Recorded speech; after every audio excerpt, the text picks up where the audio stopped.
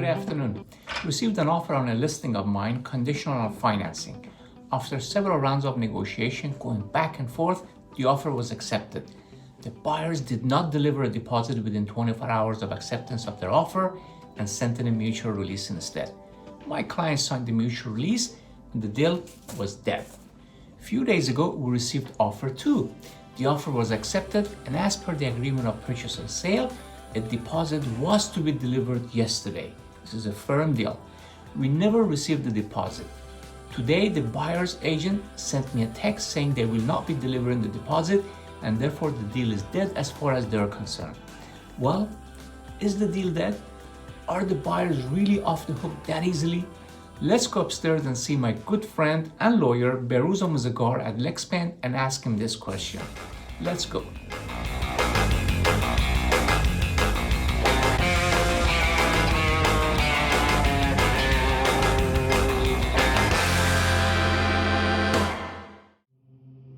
That's a great question.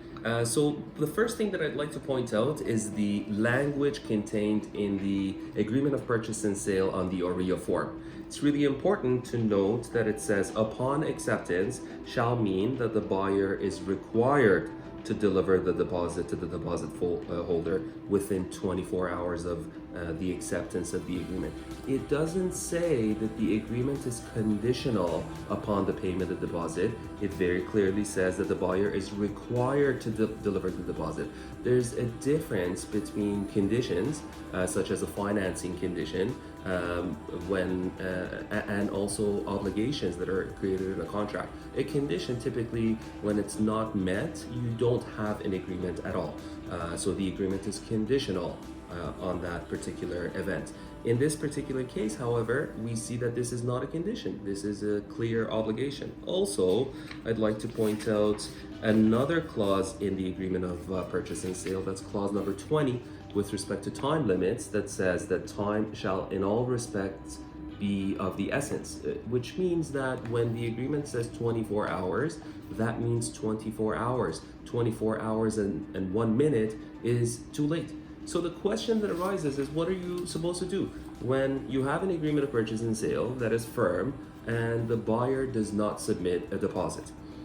I think this can be treated as an anticipatory breach because you would assume that the buyer is familiar with their obligations under the contract and they've decided not to perform. And if you can infer that to mean that they are not going to complete the agreement of purchase and sale, you can deem them to be, as the seller, you can deem the buyer to be an anticipatory breach of the contract. In that case, you have two options. Either you can push for performance or you can treat the contract at an end and pursue damages. Now, with respect to damages, it gets a little tricky because the question is, how much are your damages really going to be, given that in reality, you've lost only 1 day? In a multiple offer situation, of course, that can get a little more tricky.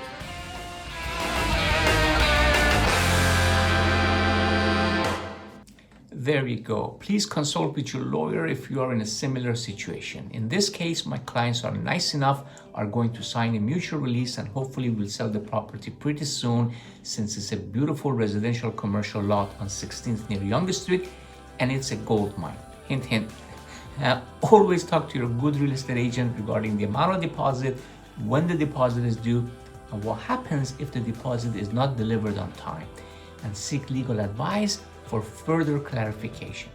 My name is Kory Gorgani. Thank you for watching and have a nice day.